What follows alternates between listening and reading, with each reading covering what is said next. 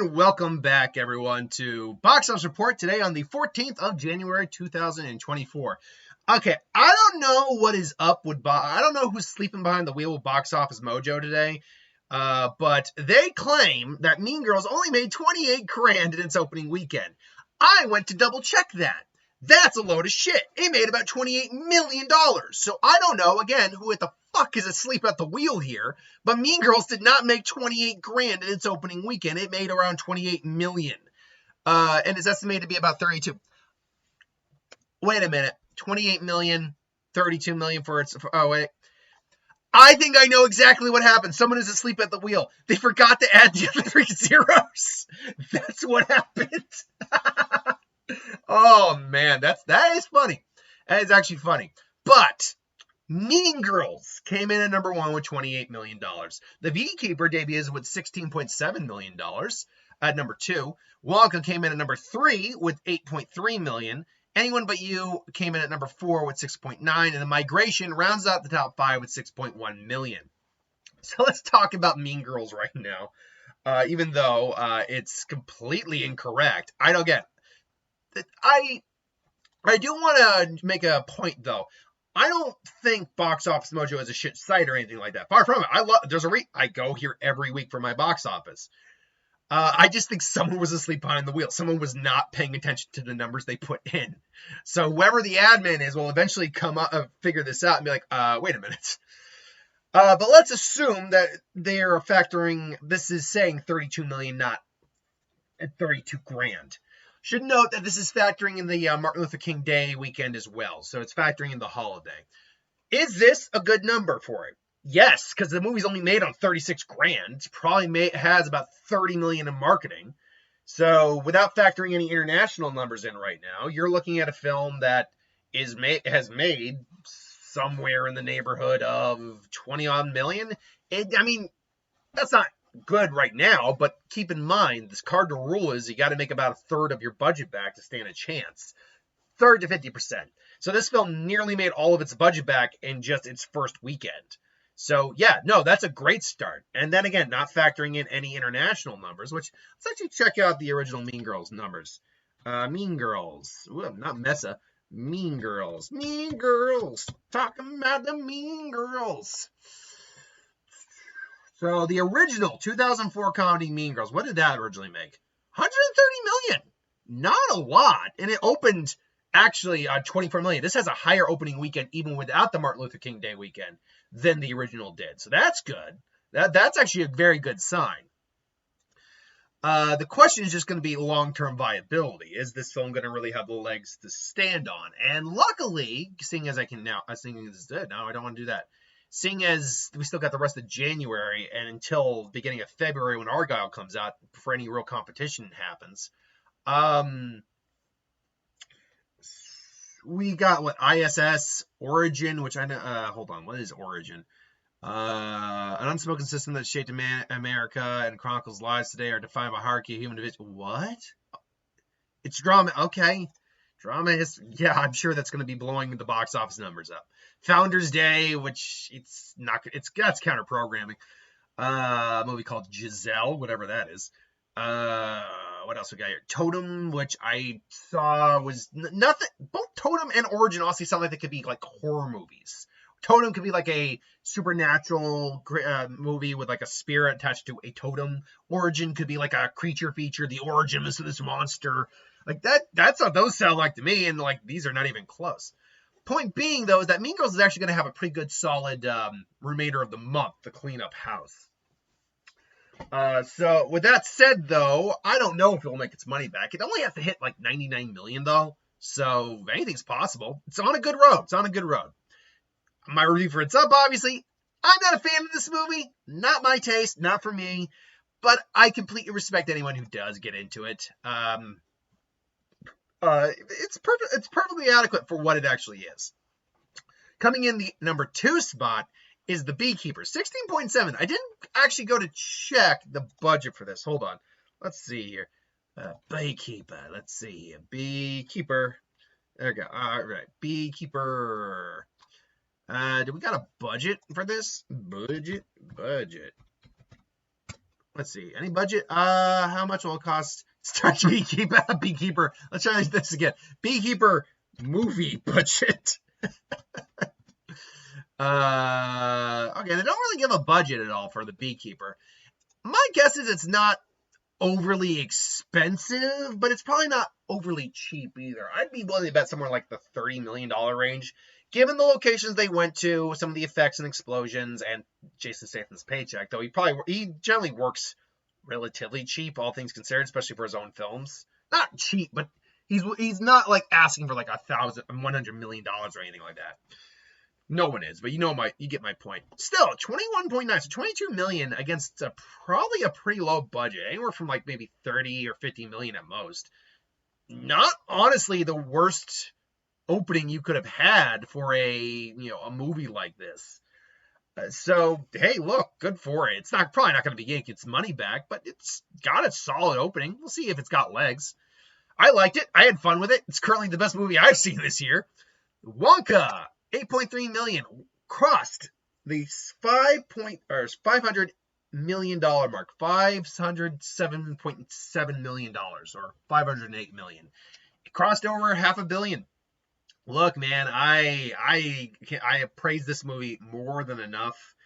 I can't wait for it to come out on streaming so I can watch it with my girlfriend. I get the vibe she's actually really gonna like it. It's just I'm just so happy a good film that deserved success got success. That's what I'm happy about. Now I don't think it's going to make 600 million. I really don't think that. It's in its 5th week. It's still made 8.3, which is good. And that's not even factoring in the Martin Luther King Day weekend. But it's not. I think it's pretty like running on fumes now. It might have a little bit international left in it, but not by much. It's now making only single digits each weekend, not even $1 million a day anymore. I think at the highest mark it'll hit like 550. That's my estimate. But we'll see what happens. But still, good for Wonka. Anyone who loved it should be happy, or anyone who liked it should be happy for it. Anyone But You, $6.9 million it made. Now, this has quietly gone on to make its money back. $79.2 million. I believe it's like a $32 million budget, and probably only about $20 million. I only remember seeing the marketing for it like a month prior. So if it didn't make its money back, it's very close to doing it, and it will probably make its money back. So, hey, look, good for it. The success where success is due. Why did it succeed? Well, it's kind of only the only straight comedy out there, and it's R-rated. So it's an R-rated comedy that we haven't had a lot of this year. Already a lot of good ones anyway. So I think that actually helped it out a lot. Plus, again, January, doldrum month, really. It took a 28.8% drop. So it's a doldrum month, not a lot coming out. So yeah, something like this really probably helps out this somewhat stagnant movie market right now. Speaking of which, Migration, 6.1 million, dropped only 38.1%. Currently stands worldwide at 174. Well, again, estimates for tomorrow. I don't believe that puts it in the profit range, but I think it gets it close. If I'm not mistaken, 72 million is what it's made on. I estimated somewhere in the neighborhood of like a nearly $50 million budget, and that's being generous, honestly. You're actually probably looking at more like a $48 million budget, which, to be fair, would round it out to like either 210 or it's either 210 or like 180. I can't remember exactly. I think I estimated low budget wise, like at 38. Basically, rounding it up to like 120 is what I did. And so if it hits 180, it's basically broken even, which it looks like it's going to do at least. And that means it's also going to actually make some money based on these numbers, which is good for it. You know what? I wasn't looking forward to that movie. I saw it because I promised I promised a viewer of mine who that I would see the animated films as best I could. And I saw, you know what? It was a perfectly delightful little film. Not anything I'd see again, but a perfectly fine film. Speaking of films that are, what kind of segue can I do for that? A film that won't break even? That could, maybe, I don't know. Aquaman made like 5, took 50% drop this weekend, and now we've hit the wall. I think we've hit the international wall where it's not going to be making any more internationally. Also, it's got a few more places to open up in. And now it's at 375 million. Not a single DCEU movie has been able to make over $400 million since the first Aquaman. So the question, look at the numbers. That is straight facts. Not a single one after the original Aquaman made over $400 million. Now, with movies like Wonder Woman 84 and Suicide Squad, you had the pandemic to blame for that, theoretically. And both those still made over $100 million. Hypothetically, they could have made that. I think Suicide Squad actually really could have done it because it got nothing but really good reviews, actually. And I love that movie. Wonder Woman might have still been able to do it because of how popular the Wonder Woman character was in Gal Gadot at the time. And Gal Gadot is still a hot name, just she's no longer Wonder Woman. I guess the question I would pose is just what happened? Why could none of them make over $400 million? Especially when you were coming off the smash hit. It was a smash hit of Aquaman. It was considered a good movie, very fun. I just kept going back to see it. It made it over $1 billion. The only way for me to do that is to kind of think of each movie real quick. Shazam, unknown character. Unknown by the mass audiences. No one was very familiar with it. But it turned out to be a fun movie. Still made like $363 million, and that's fine. You know what? That's all good. Birds of Prey, though. I believe that was the next one. Birds of Prey. That one only made like $200 and some odd million. That one failed. That one bombed. But it had decent reviews, but the audience didn't respond to it. And honestly, I own the movie because I'm a completionist. And Margot Robbie was really hot as Harley Quinn, so why didn't that one work? And honestly, I think first off, it wasn't really that good a movie, I think. It had its moments, had character, all that, and Margot Robbie's still good in the movie, but I think the problem is but Harley Quinn, at least the version they had, works really good in an ensemble or like as a main side character. She didn't, I think, work very well as a lead. At least not in the sense of the type of movie they were doing. Add on to the fact that you basically confused the entire audience. Were you making a Harley Quinn movie or were you making a Birds of Prey movie? Oh, it's Harley Quinn and the Birds of Prey? Well, the Birds of Prey don't even exist till the very end of the movie. So you're not really helping out your cause here. So there was that one.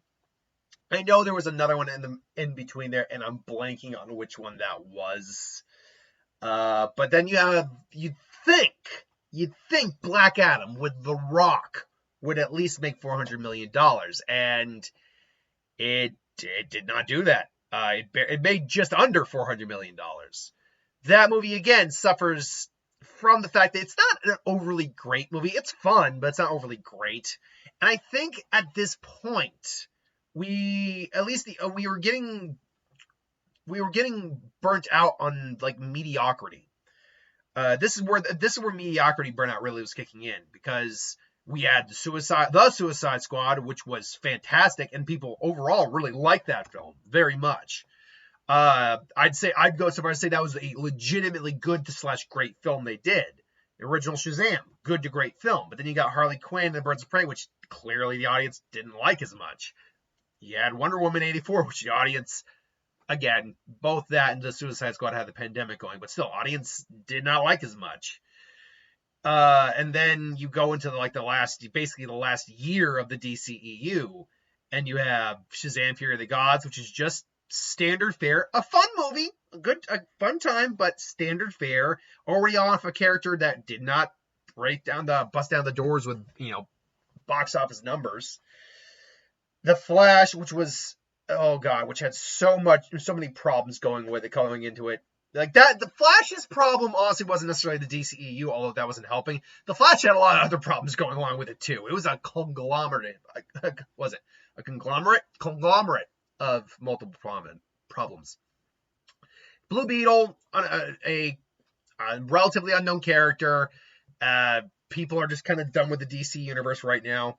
And then Aquaman comes out, and the movie wasn't even as good as the original movie, not even by a large margin. So you just had the fall and decline of the DC universe. But that being said, you still have the Batman, which people loved and did really well. You still have the Joker, and that Joker 2 coming out this year. So the DC universe isn't in good shape right now, but it's not dead because we're getting a reboot of it.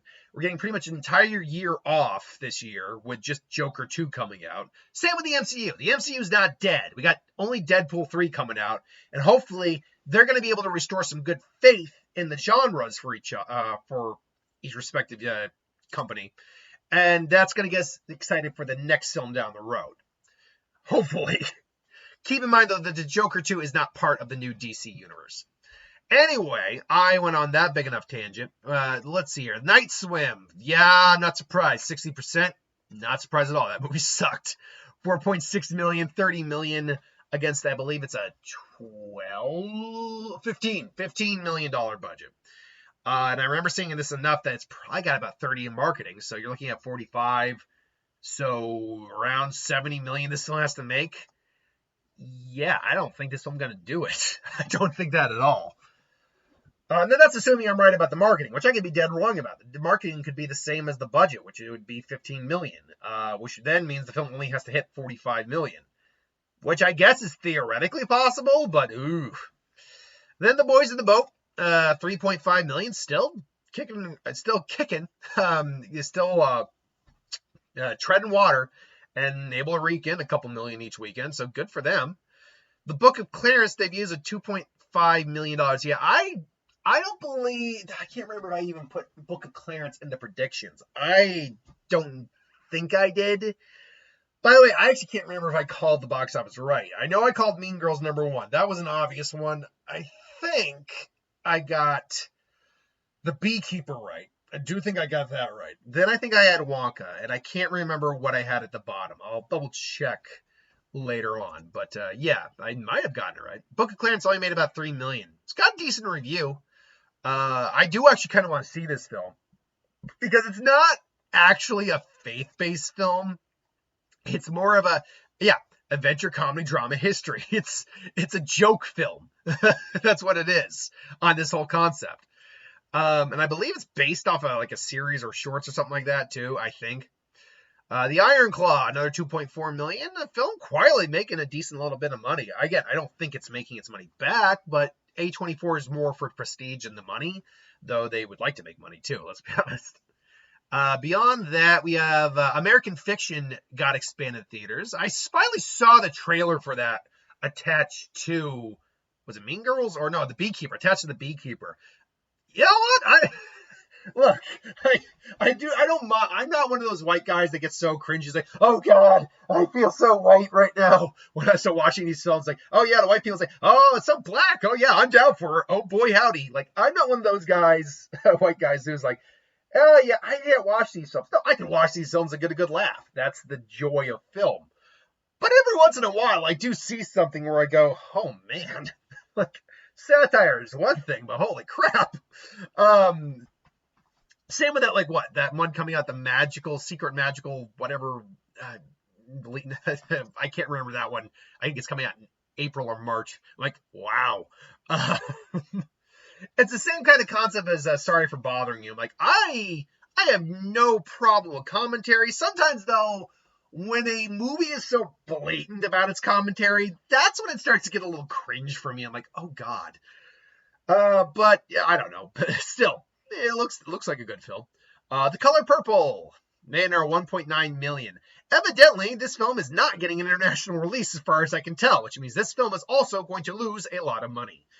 And I liked the film. I did like the film, but weirdly enough, to compare it to the Joker again, because of the subject matter involved, it was kind of a hard sit through a lot of it. Luckily, it was also a musical, so that did help to mitigate a lot of the uncomfortable feels going on, as opposed to the original, when someone pointed out the original is a drama, and I'm aware of that. So, oh no, you don't get those levity moments with singing in that one. You just get to watch terrible, terrible people Poor innocent people being abused for no reason other than they exist.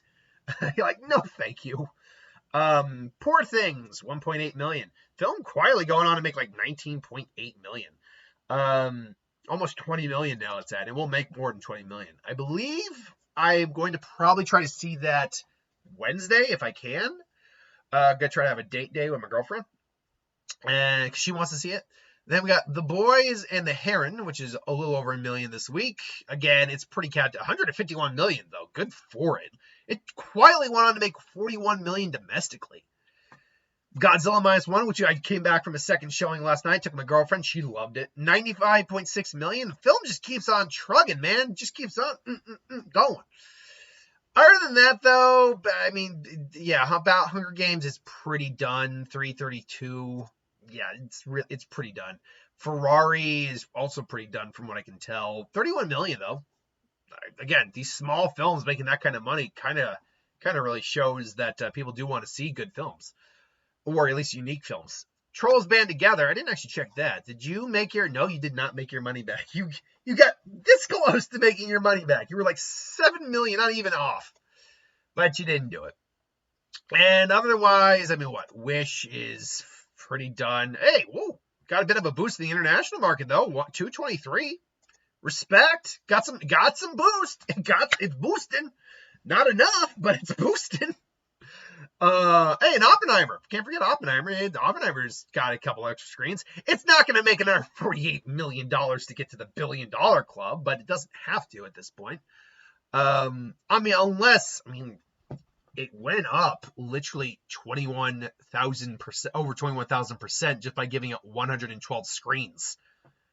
And it's going to get Oscar consideration, so they're going to give it more screens again. I do wonder what happens if you give it, say, 500 screens more. I mean, I'm not saying it's going to make like $10 million, but 2-3 million? That I don't think is out of the realm of possibility in the slightest. I don't know. I mean, I'm not saying it'll make the 48, but anything's possible.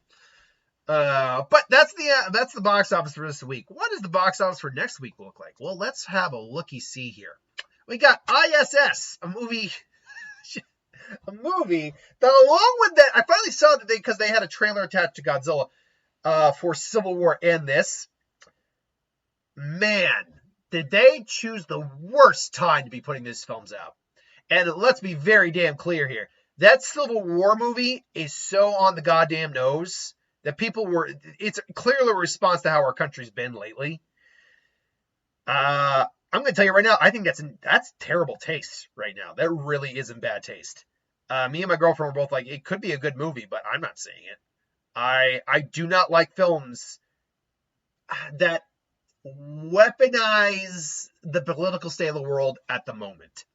I have no problem with weaponizing politics. I have no problem in movies, and even though if you're trying to like throw your political message in the movie, that's annoying. But movies about politics, I have no issue with. Same with ISS, like, oh yeah, tensions with Russia or stuff like that, and a war breaks out. Oh joy! I have no problems with that, like these concepts. And if these movies had come out, say, around 10 years ago, roughly, like say 2015, 16, even 17, wouldn't have an issue with them. Probably wouldn't have seen them, but maybe ISS I would have saw. Probably wouldn't have seen them. But with the state of the world as we are in now, I have no desire to see these. Honestly, I think these are in bad form to have been even made. Not so much ISS, because ISS is a lot more fiction, because you're in space and all that. So that one I can let slide. Civil War, I'm not giving any excuses to it. I think I don't know why that movie was made. That movie actually pisses me off by existing. I'm like, this is a bad time to make this movie. Are you fucking kidding me? I digress though. But you have ISS, which is really, even though it says origin is wide release, we know that's not going to be in the top 5.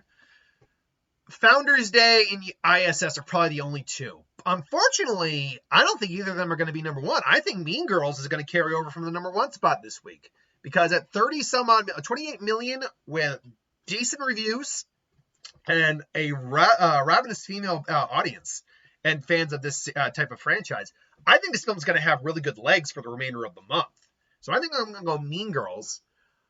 I'll then go ISS because it is the next big main release. Founders Day probably isn't even going to crack 10 million. I'll go Beekeeper. Then I'll go Wonka. And then I'll go. Ooh, let me check those guys again. Anyone But You and Migration. Who do I think is going to win that out? Anyone But You is it took a smaller drop. Lost less screens, though. That's why. And Migration's a kids' films, though, compared to the R-rated comedy. Ooh, Where we know they're going to lose screens. I have a feeling Anyone But You is going to lose more screens because you're going to get the counter programming with Migration out right now. So I'll go Migration number 5. So again, I will go Mean Girls, ISS, The Beekeeper, Wonka, and then Migration. That's my prediction for next week. What do you got? Why do you think someone was asleep at the wheel today for the box office for Mean Girls? Let me know in the comments below what you think about that. Till then, thanks for watching. Hope you enjoyed, and I'll see you folks next time.